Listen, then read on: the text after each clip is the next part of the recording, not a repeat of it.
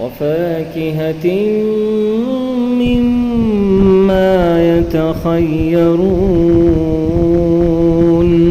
ولحم طير مما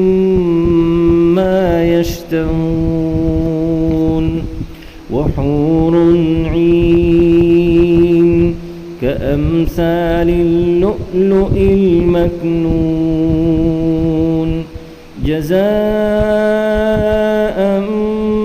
بما كانوا يعملون لا يسمعون فيها لغوا ولا تأثيما إلا قيلا سلاما سلاما.